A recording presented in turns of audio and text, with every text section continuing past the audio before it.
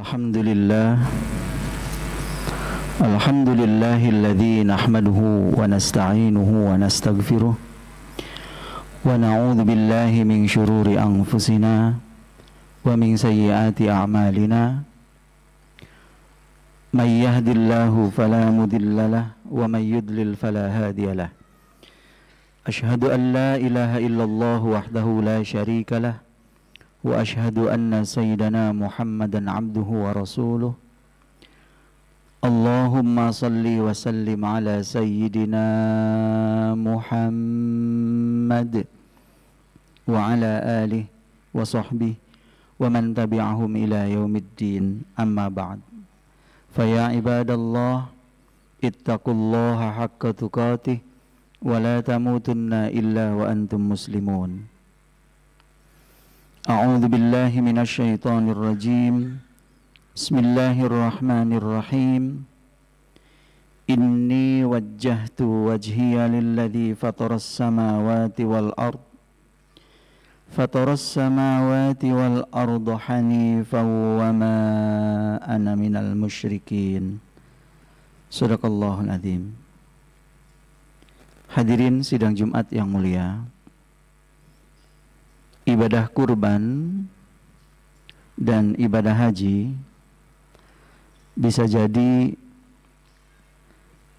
tidak dapat difahami secara baik, bahkan boleh jadi dapat menimbulkan kesalahpahaman bila kita tidak memahami siapa Nabi Ibrahim alaihissalam dan keistimewaannya.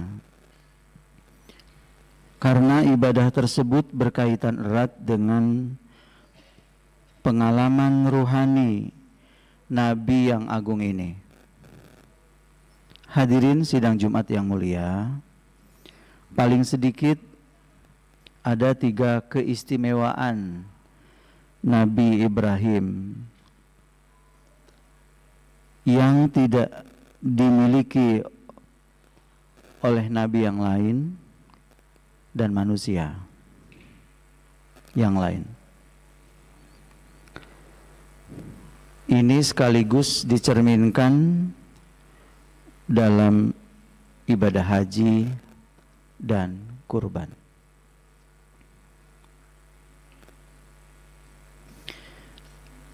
Yang pertama, Ibrahim lah nabi pertama, manusia pertama yang menemukan pendekatan terhadap Allah,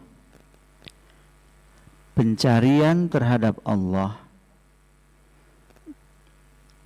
melalui riset, melalui analisa hidup dan pengalaman ruhani. Salah satu contohnya keberanian beliau meninggalkan orang yang disayanginya, putra yang ditunggu-tunggunya Ismail dan istrinya Hajar, ditinggal di tengah padang pasir yang tidak ada kehidupan. Itu bukti Nabi Ibrahim satu langkah yang luar biasa yang beliau lakukan. Yang kedua, melalui beliaulah kebiasaan mengorbankan manusia sebagai sesaji atau tumbal dibatalkan oleh Allah. Bukan karena manusia terlalu mahal untuk pengorbanan itu, karena sebagian kecil masih dilakukan oleh saudara-saudara kita, kadang-kadang mengorbankan diri demi jihad nyawanya. Bukan, ya, bukan karena memang manusia terlalu mahal untuk pengorbanan itu. Karena bila panggilan Allah sudah datang, ya tetap harus dijalankan. Itu semua karena memang atas dasar rahmat dan kasih sayang Allah. Coba kita tengok dalam sejarah, hadirin sidang Jumat yang dimuliakan Allah Subhanahu wa taala, di zaman Nabi Ibrahim hidup, ya. Di zaman Nabi Ibrahim hidup, sebagai contoh saja, di Mesir, di mana Nabi Ibrahim pernah ke sana. Itu gadis tercantik itu dipersembahkan kepada Dewi Sungai Nil untuk sesaji. Dan itu, tradisi itu masih berlanjut loh sampai kekhalifahan Umar bin Khattab, sehingga akhirnya Umar bin Khattab mengganti dengan cari kertas dan doa-doa. Sementara di Kanaan, di Irak, itu bayi-bayi dipersembahkan kepada dewa Baal namanya. Suku Aztec di Meksiko lain lagi, ya, mereka menyerahkan jantung dan darah manusia kepada dewa matahari. Di Eropa Utara, orang-orang Viking yang tadinya mendiami Skandinavia juga mengorbankan tokoh-tokoh agama. Untung saya tidak hidup di zaman itu, ya. Kalau hidup di zaman itu udah bisa jadi korban kita, ya. Pemuka-pemuka agama mereka dipersembahkan kepada dewa perang, namanya Odin. Nah, Ibrahim ini keliling mengkampanyekan bahwa faham itu keliru. Jadi semangat kurban yang dikampanyekan oleh Ibrahim adalah bahwa Ibrahim memperkenalkan kepada dunia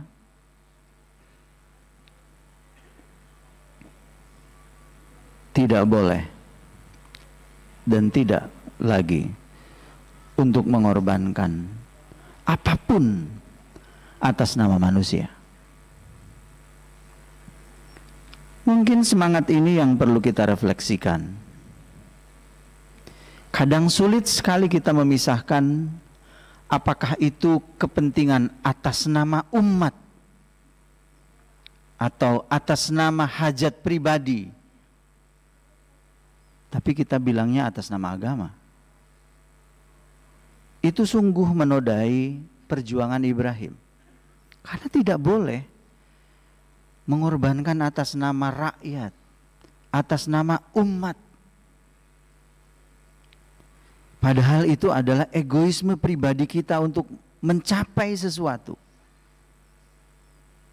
Inilah yang mendapatkan tantangan makanya dari para pemuka agama saat itu, Ibrahim. Dia bergerak dari Babilonia ke Haran, ke Palestina, ke Mesir, balik ke Palestina, ke Bakkah. Itu hanya untuk menyuarakan bahwa Allah itu ada dan Allah itu sangat sayang kepada kehidupan ini. Itu poin kedua. Poin ketiga dari keistimewaan Ibrahim adalah beliaulah satu-satunya nabi juga yang bermohon agar diperlihatkan bagaimana Tuhan menghidupkan yang mati. Dan permohonan itu dikabulkan oleh Allah Subhanahu wa taala. Jadi prinsip-prinsipnya adalah prinsip-prinsip tentang apa itu Tuhan, apa itu hubungannya Tuhan dengan manusia, Dan bagaimana manusia nanti setelah kematiannya, apakah hidup kembali atau tidak. Dan Ibrahim mempertanyakan itu kepada Allah, dan Allah memberikan jawabannya kepada Ibrahim alaihissalam. Karena itulah, makanya penguasa saat itu yang cenderung beragamanya itu hanya ngikut rame. Lifestyle-nya seperti agama yang rame, ya dia ikut, tapi tanpa berpikir. Itu tidak disukai sama Ibrahim.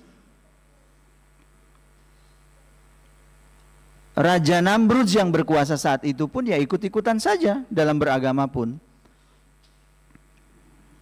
Dan bahkan dia berencana untuk menjadi Tuhan pengganti.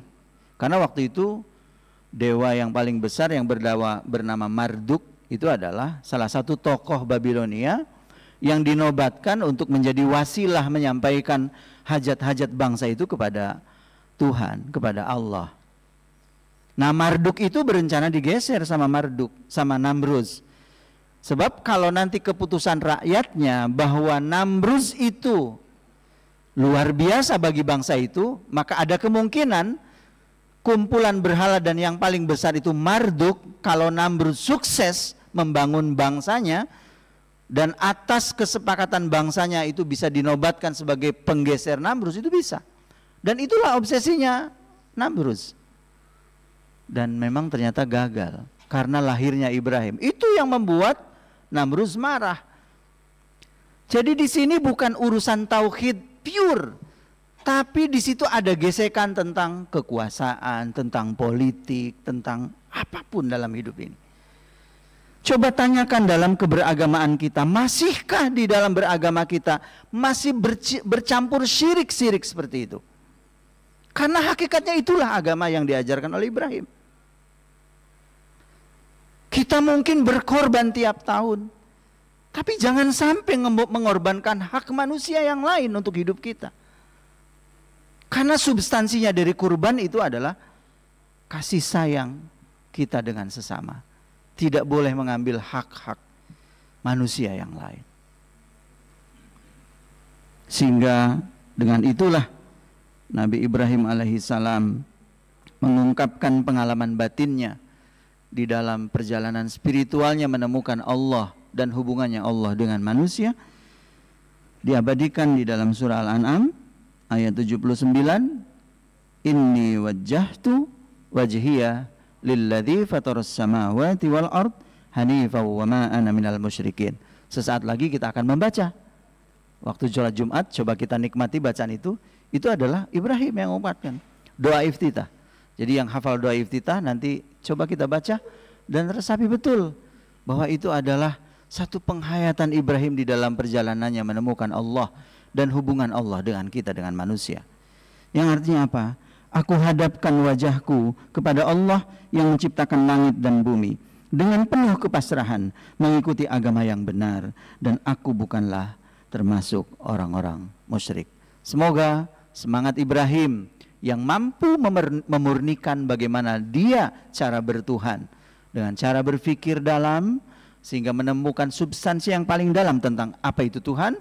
Dan yang kedua tidak kalah pentingnya adalah bagaimana hubungan Tuhan dengan manusia, sehingga lahirlah ibadah kurban. Barakallahu li wa lakum fil Qur'anil azim wa nafa'ani wa iyyakum bima fihi minal ayati wa dzikril hakim. Taqabbala minni wa minkum tilawatahu innahu huwal ghafurur rahim. Alhamdulillahilladzi arsala rasulahu bil huda wa dinil haqq liyudhhirahu 'alad dini kullih wa kafaa billahi shahida. Ashhadu an la ilaha illallah wahdahu la syarika lah wa ashhadu anna sayyidana Muhammadan abduhu wa rasuluh. Allahumma salli wa sallim ala sayyidina Muhammad wa ala alihi wa sahbihi wa man tabi'ahum ila yaumiddin. Faya ibadallah usikum ونفسي بتقوى الله فقد فاز المتقون. أعوذ بالله من الشيطان الرجيم. إن الله وملائكته يصلون على النبي يا أيها الذين آمنوا صلوا عليه وسلموا تسليما. اللهم صل وسلم على سيدنا محمد وعلى آل سيدنا محمد. آمين يا الله يا مجيب السائلين. اللهم اغفر للمسلمين والمسلمات والمؤمنين والمؤمنات الأحياء منهم والأموات إنك سميع قريب مجيب الدعوات ويا قاضي الحاجات. ربنا لا تزغ قلوبنا بعد إذ هديتنا وهب لنا من لدنك رحمة إنك أنت الوهاب. اللهم أعنا على ذكرك وشكرك وحسن عبادتك. ربنا آتنا في الدنيا حسنة وفي الآخرة حسنة وقنا عذاب النار.